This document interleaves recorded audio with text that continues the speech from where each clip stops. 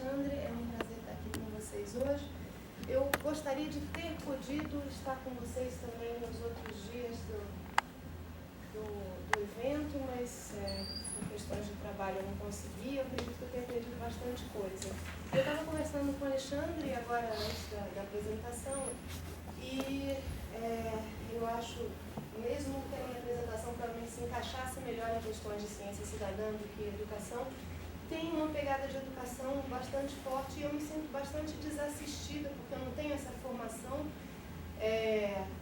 Eu gostaria de sair daqui com contatos, ideias e provavelmente tendo conhecido pessoas que possam me ajudar nessa trajetória. Eu sou bióloga, sou zoóloga de formação, tenho mestrado em ecologia, doutorado em genética, pós-doutorado em zoologia, sempre ligada à área de museus de história natural, de museus que trabalham com sistemática de vertebrados, né? E quando eu fui contratada no Butantan, eu sou pesquisadora no Instituto Butantan, me pediram para eu trabalhar com pesquisa e com divulgação científica. O Butantan é uma instituição que tem historicamente essa coisa da divulgação científica muito forte, é uma instituição tradicional em termos de ter museus e receber escolas aqui em São Paulo, e eu comecei a me voltar bastante para essa área, juntando a minha parte de pesquisa com essas questões de divulgação e de educação. Então, há coisa de 1 ano e meio atrás, nós fundamos no Butantan o Observatório de Aves do Instituto Butantan, que eu vou explicar para vocês o que é. Esse é o nosso símbolo, é o pica-pau de cabeça amarela. É uma espécie de pica-pau que a cidade de São Paulo é um dos poucos lugares do mundo onde ele pode ser visto numa área urbana, né? uma ave de floresta. E é simbólico também por causa disso, além de ser uma ave que mobiliza muitas pessoas. Ele pode ser visto no Butantan e na USP.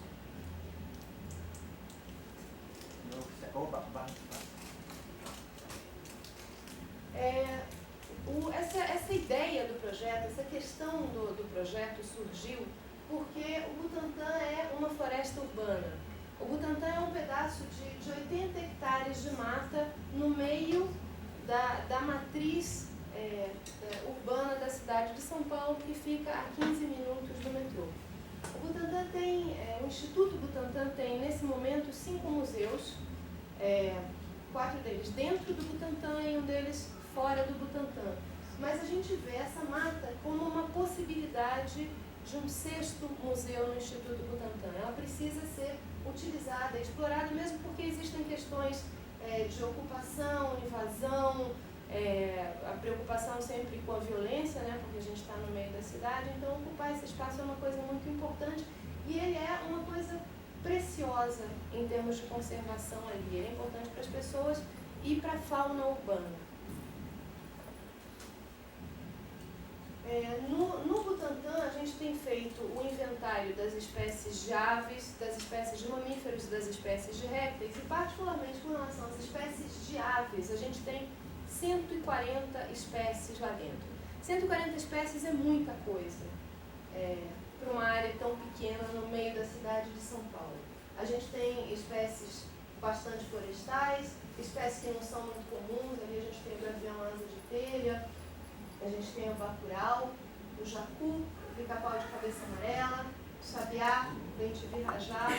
São aves bastante interessantes e é engraçado que essa biodiversidade urbana, como aliás várias coisas, né, na vida da gente, a gente olha, mas a gente não enxerga, a não ser que alguém esteja chamando atenção para isso. O Observatório de Aves, que é a essência desse meu projeto, ele é um observatório de aves é uma coisa muito comum no mundo inteiro, mas o nosso é o primeiro observatório de aves existente no Brasil. O Observatório de Aves é um centro de monitoramento permanente da avifauna. E, a princípio, não teria nenhum propósito. Existem observatórios que estão em funcionamento na Europa, por exemplo, há mais de 100 anos. As pessoas vão e contam as aves e listam as aves, a princípio sem nenhum propósito, mas esses dados servem para coisas muito importantes. por exemplo, os padrões de declínio em populações de aves na Europa serviram para indicar mudanças climáticas ou alterações derivadas do uso de pesticidas. Então, os dados gerados são dados muito importantes, são tendências de longo prazo, dados volumosos. Essencialmente dados científicos, mas todos os observatórios, ou a maioria deles em funcionamento, têm uma pegada muito forte de atividades educativas e de divulgação científica. Porque as aves, como todos os componentes da biodiversidade, eles têm um potencial muito grande para trazer as pessoas para perto da natureza e para discutir questões relacionadas à ciência. Como atividades científicas dentro do parque, como atividades de pesquisa, dentro dessa questão de monitoramento, nós temos o censo contínuo das aves do parque. Aqui a gente vê uma vista aérea do Parque do Butantã. A gente tem 60 pontos onde a gente vai 4 vezes por ano em cada um desses, um em cada estação, e fica durante 5 minutos contando todas as aves que nós vemos e que nós escutamos, e fazendo listas em cada um desses pontos. Uma outra maneira de acompanhar as populações de aves é capturá-las com rede para fazer o anilhamento. O anilhamento consiste em se colocar um anel na pata da ave, você captura, coloca um anel, coleta os dados da ave, mede, pesa, vê o sexo, anota a espécie, e essa anilha colocada, ela identifica esse indivíduo para sempre. Ela é dada pelo SEMAV, que é uma instituição ligada ao ICMBio, e essa ave fica identificada em qualquer lugar do mundo como uma ave que foi capturada no Brasil, no Instituto Butantan, e que tem aquele número. Muitas das aves que nós encontramos aqui no parque, cerca talvez de 20 ou 30%, são aves migratórias. Elas saem daqui do Butantan e elas vão, não se sabe para onde, porque não se conhece os padrões de aves migratórias no Brasil. Elas vão para algum lugar da Amazônia, elas vão para algum lugar da América do Norte, elas vão para algum lugar do extremo sul da América do Sul. Então essas anilhas servem para a gente saber para onde essas aves estão indo, porque outras pessoas também têm os mesmos programas de captura de aves e acabam reportando o encontro dessas aves com anilhas. Nós também coletamos dados relacionados a questões de saúde, que são o interesse do Butantan. Então, nós coletamos dados para acompanhar, por exemplo, a gripe aviária, a influenza. Então, nós fazemos monitoramento de influenza, posto que as aves que saem do Butantan encontram outras ou vão para outros lugares, têm contato com outros grupos de aves.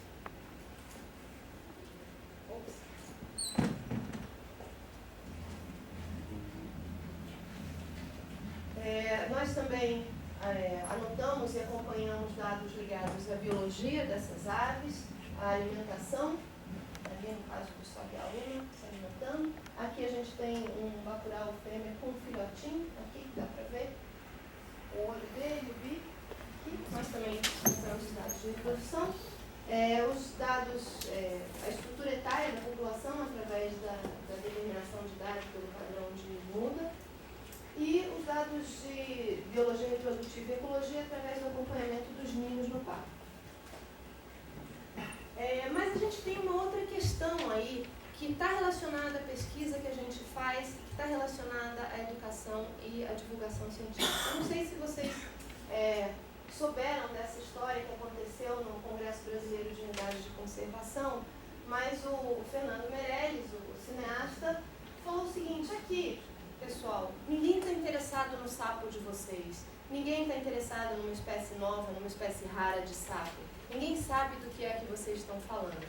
Porque, na verdade, quando a gente faz pesquisa, a maioria dos pesquisadores, a maioria dos zoólogos, a maioria dos meus colegas, não se comunica com a população para mostrar um pouco da importância daquilo que está sendo feito. O que é que aquilo quer dizer em termos de conservação, que é uma coisa que diz respeito diretamente à saúde da população e a vários aspectos importantes do bem-estar humano. Do ponto de vista da diversidade de espécies, isso é uma coisa importante de ser comunicada, e do ponto de vista da conservação também. E é verdade isso que ele está falando. Claro, mas a função do cientista, de modo geral, é produzir ciência e não necessariamente se comunicar, e nem todo mundo se comunica bem, eu tenho interesse de fazer isso. Então, com relação às questões ligadas à conservação, que estão diretamente ligadas a essa produção de conhecimento que a gente está fazendo, é claro, as pessoas têm diversos tipos de preocupação, né? Mudanças climáticas, a questão da sociedade, da natureza, como é que tantas pessoas no mundo vão conviver com as pequenas florestas urbanas, com as grandes florestas, com os parques, qual é a importância disso para as pessoas e como é que isso vai ser mantido. E a gente tem duas abordagens possíveis para aproximar as pessoas do conhecimento produzido e das questões relacionadas à conservação. Essas duas abordagens, elas são... uma delas é a abordagem muito batida do, olha aqui, se vocês gastarem água, os rios vão secar, vocês não vão ter água, se vocês jogarem lixo na rua, vai chover, vai entupir os bueiros, vai transbordar, vai todo mundo morrer, o ar está contaminado, ou as mudanças climáticas, o aquecimento global, é uma visão muito catastrófica da natureza, é uma coisa sobre a qual a gente fala muito, mas esse tipo de visão, ele tem um problema, na verdade, na tentativa de despertar as pessoas para a ação, de dizer, olha aqui, gente, a gente precisa fazer alguma coisa.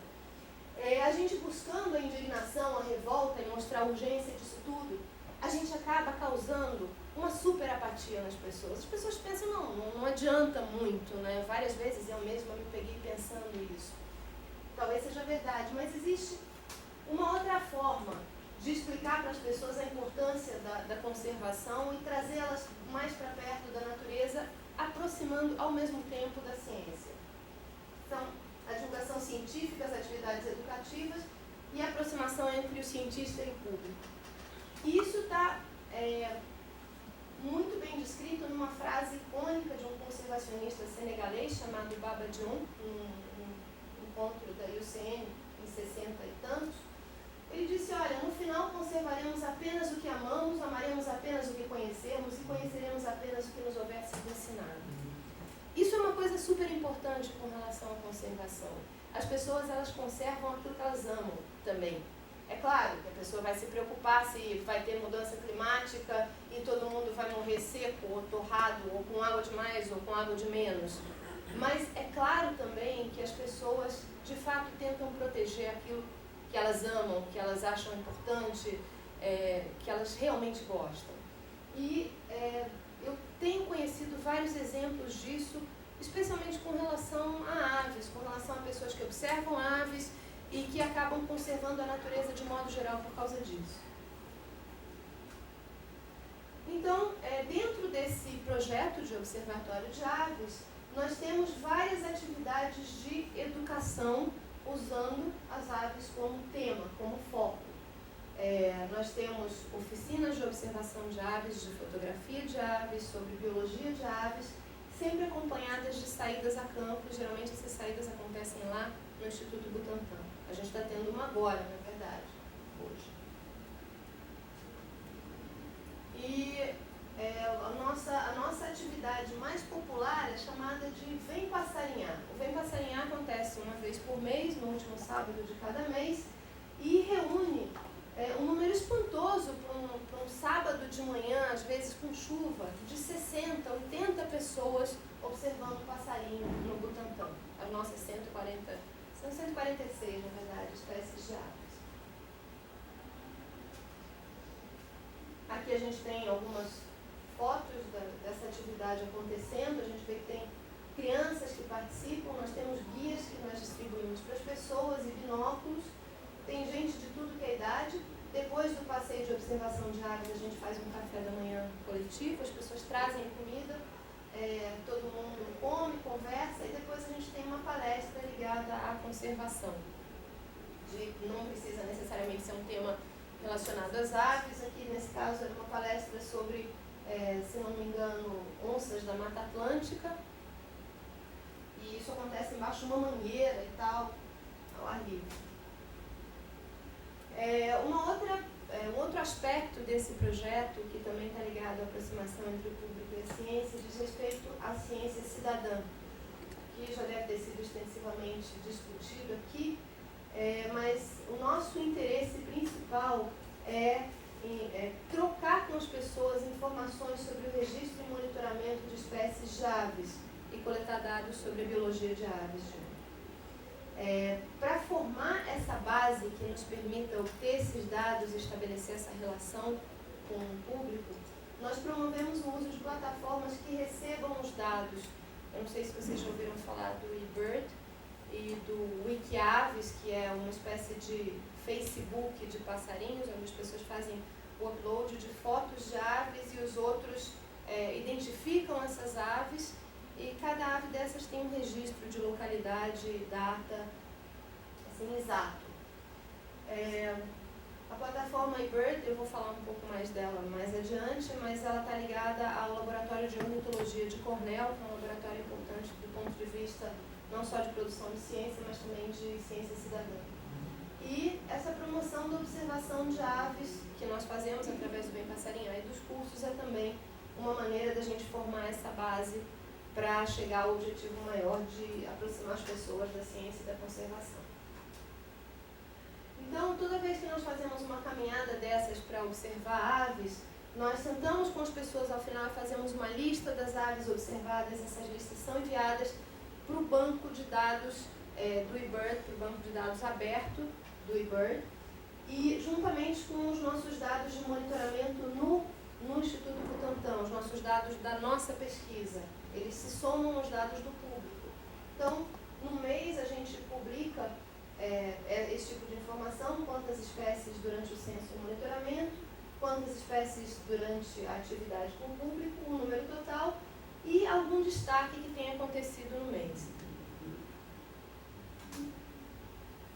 Nós produzimos também um manualzinho de ciência cidadã, falando da importância de se contar aves e de se enviar essas listas. Foi publicado junto com a BirdLife International e tem também a colaboração do pessoal de Cornell. E com relação ao eBird, a promoção do uso dessa plataforma, que é uma plataforma para Android e para iOS, é uma coisa muito simples. Você está andando pelo Butantan, está andando pela USP e você começa uma nova lista de aves. O aplicativo localiza onde você está, te dá uma lista básica daquela localidade e você vai marcando as espécies que você está vendo com o número de indivíduos. Uma vez que você acabe a sua caminhada, você envia seus dados imediatamente para a plataforma de Cornell. E através desses dados, é possível, eu ia botar um filminho, mas acabou sendo PDF, é possível, por exemplo, esses são os dados de observações nos Estados Unidos, que evidentemente são muito mais numerosas do que as nossas, mas esse é o padrão anual de distribuição do pica-pau de cabeça vermelha, que é uma espécie de pica-pau de lá, e a gente pode perceber exatamente o padrão de migração da espécie. Através desses dados se pode também perceber se uma espécie está declinando, como resultado, por exemplo, de mudanças climáticas, ou do uso de pesticidas, ou do desmatamento, ou de qualquer fator que afete a biodiversidade. Então, esses dados têm um potencial para a ciência e particularmente para a conservação imensos. É esse tipo de coisa que a gente está tentando promover aqui junto do nosso público. Nos Estados Unidos, as pessoas têm a tradição, muito mais do que aqui, de observar aves, então eles têm o Big Day, o grande Big Dia, onde as pessoas saem para observar durante 24 horas o maior número possível de aves. A gente promoveu isso aqui no início do ano, em maio. Nós tivemos um número, umas 200 equipes em maio que saíram a campo para observar aves. E não é brincadeira você passar 24 horas observando aves, né? Você começa meia-noite, você termina meia-noite e não come nem dorme nesse meio do caminho. Tá? Nem todo mundo é maluco assim, né? As pessoas podem simplesmente olhar as aves do seu jardim e mandar uma lista para o eBird, e já é uma contribuição importante. Mas nós fomos até Paraty e subimos até Puyo, até 1.700 metros de altitude, percorrendo 60 quilômetros e observando 225 espécies elas, várias endêmicas, como o formigueiro de cabeça negra, e aqui não dá para ver muito bem, mas foi o trajeto que a gente fez. E essas foram as equipes que participaram do Big Day no mundo inteiro. Só que maio é a época em que as nossas aves já se foram para o hemisfério norte ou para o sul da América do Sul, e nós estamos aqui quase sem ave nenhuma. Por isso que eles fazem nos Estados Unidos no início do ano, porque as nossas aves estão todas lá. Então nós pedimos a desforra e nós fizemos o Big Day Brasil, agora em outubro, e nós tivemos, acho que foram 315 equipes pelo Brasil inteiro, aqui marcadinho, as pessoas se inscreveram, observando aves e mandando listas de espécies. Nós registramos um número impressionante, o Brasil inteiro mandou um número impressionante de espécies pre-bird, e a nossa equipe foi para o Itatiaia, observamos 222 espécies também em 24 horas, várias delas endêmicas, ameaçadas, e essas listas foram todas pre-bird. Nós promovemos eventos grandes no Butantã também para observar aves e para receber crianças e falar de diversidade de espécies e falar de conservação, com exposições. Eu não sei se vocês ouviram falar do Avistar, que antigamente acontecia no Parque Vila Lobos, agora ele acontece anualmente no Butantã. São 3 dias onde se fala de bichos, de modo geral, passarinhos em particular, e conservação em grande parte, com muitas atividades. A gente vai ter novamente em maio, agora no terceiro final de semana de maio. E aí as pessoas me perguntam, mas você trabalha no Butantã? O Butantã não é um lugar de cobra? Mas por que você está trabalhando com passarinho no Butantã? Na verdade, o Butantã passou essa imagem de cobra para o mundo por causa de uma questão muito específica, mas as pessoas no Butantã trabalham com N coisas. Bastante imunologia, bastante biotecnologia, e o Butantã é um produtor de vacinas muito importante. Muita coisa acontece no Butantã além das cobras. Mas a questão das cobras é interessante porque está na raiz dessa questão de ciência cidadã. O Vital Brasil, que é esse senhor que está aí, ele foi o primeiro diretor do Instituto Butantã em 1901, quando o Instituto foi criado para lidar com a peste bubônica, que estava chegando no Porto de Santos. Só que o interesse do Vital Brasil era estudar a especificidade do soro antiofídico. E ele precisava de cobras, só que ele era um pesquisador de laboratório. Então, o que foi que ele pensou? Preciso que pessoas me tragam cobras. E até hoje as pessoas levam cobras para o Instituto Butantã. Então, o que é que ele fez? Ele fez um programa onde ele enviava caixinhas e o laço de Lutz para as pessoas, para as fazendas do interior de São Paulo, que nessa época estavam plantando café, e ele estabeleceu um acordo com as redes ferroviárias para que trouxessem essas caixas com serpentes para o Butantã. É engraçado que quando eu falo do eBird, das listas de aves, os meus colegas zoólogos, eles dizem para mim assim, mas você vai confiar nos dados que uma pessoa qualquer mandou sobre passarinho e botou na internet? O Vital Brasil recebia cobra do estado de São Paulo inteiro com as suas procedências. Essas cobras formaram a coleção do Instituto Butantã e todos os zoólogos que eu conheço confiam nos dados que foram coletados por pessoas desde 1900. E é engraçado isso, né? Bom, aquilo era o que o Vital Brasil fornecia para as pessoas, e isso é o que nós fornecemos para as pessoas atualmente no Butantã. Aquela era a rede que o Vital Brasil utilizava, e essa é a nossa rede de ciência cidadã. Esses eram os dados do Vital Brasil, estão lá nos livros de tombo, infelizmente não estão disponíveis na internet, não estão disponíveis para todo mundo. Como muitos sabem, a coleção do Butantã pegou fogo, a coleção não existe mais, só o que resta são os livros de tombo que não estão digitalizados. Mas os nossos dados, eles estão todos na internet, eles estão todos disponíveis. E aqui a gente tem as atividades que o Vital Brasil fazia para o público, historicamente, no Butantã. Ali a gente tem uma visita importante no Butantã. Aqui a gente tem as pessoas olhando o fosso de cobras, né, o serpentário do Butantã. E aqui a gente tem o nosso Vem Passarinhar. O Vital Brasil extraindo o veneno de uma serpente, que é uma coisa tradicional do Butantã também. E o nosso anilhamento aberto ao público, onde as crianças podem soltar as aves. E aqui a coleção que se foi do Butantã, né, mas entre 1900 e 2010, cerca de 1.900.000 serpentes foram enviadas para o Instituto Butantã. Grande parte, a maioria delas peçonhentas, com informação sobre localidade e dados de coleta. E os nossos dados, o nosso paralelo aqui do monitoramento das 140 espécies de aves com os dados de migração e reprodução georreferenciados.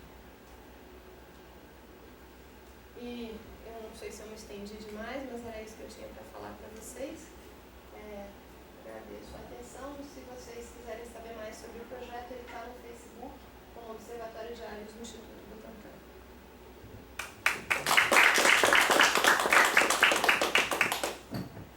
Muito bom, Érica. Muito legal.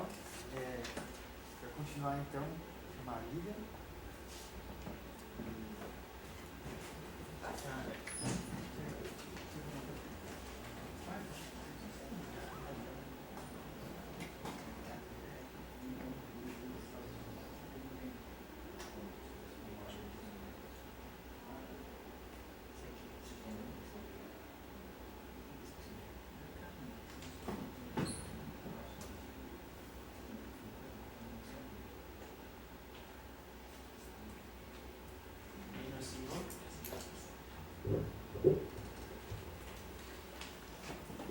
Bom, bom dia.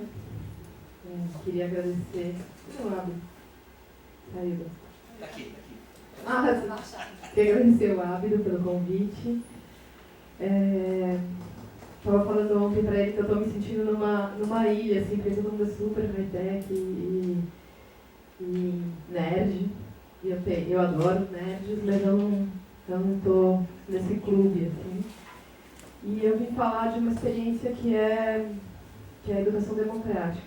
Bom, então, só para me apresentar um pouco, eu sou historiadora e fui parar na educação um pouco por acaso e nunca mais deixei esse lugar. Eu sou fundadora de 2 escolas democráticas, a Escola Lumiar e a Escola Politeia, e estou aqui desde ontem pensando em 3 coisas que estão me mobilizando muito a partir do que eu ouvi. Porque eu ouvi muito otimismo em relação à revolução tecnológica e informacional transformar a educação. E aí esses dias eu estou pensando assim, nossa, mas não está transformando. Né? Então, para mim, estou provocada por essa discussão. E aí eu vou contar um pouco uma história, eu vou pedir para o Ábido me avisar quando faltar 5 minutos, que daí eu vou mudar um pouco a minha ideia. Eu vou contar um pouco a história das escolas democráticas, com uma apresentação que é bem... São pontos de luz, eu não quero trazer uma interpretação, até porque a gente não teria tempo, mas são as principais experiências que marcaram a minha formação como educadora e como educadora de educadores, porque hoje o meu principal trabalho é no CENPEC, que é o Centro de Estudos e Pesquisas em Educação, Cultura e Ação Comunitária, um nome gigante. Basicamente, o CENPEC é uma organização da sociedade civil que há 27 anos apoia o desenvolvimento de políticas públicas educacionais. Então, a minha vida começa bem numa escola, e a escola, a gente tem uma piada de educadores que diz assim, a escola é um vampiro com canudinho. Quer dizer que a escola absorve você de uma tal maneira que você não consegue olhar em volta. E aí, a partir dessa experiência numa escola, que é muito absorvente e me marca profundamente, eu fui trabalhar em 2 organizações que trabalham com governos, para pensar um pouco o desafio de tornar essas experiências uma possibilidade para todas as crianças do Brasil. Né? Porque, basicamente, o que eu vou mostrar aqui, né, é um movimento que está muito encastelado, em escolas, em geral, escolas privadas. Tem algum movimento dentro da rede pública mais recente, dos anos 90 para cá. Mas a história da educação democrática, ela é uma história interessante. É marginal, mas é com crianças, em geral, da elite. Aí a gente vai passar para uma definição que é a definição que eu gosto de usar, que assim, eu estou chamando de educação democrática todas aquelas escolas que se dizem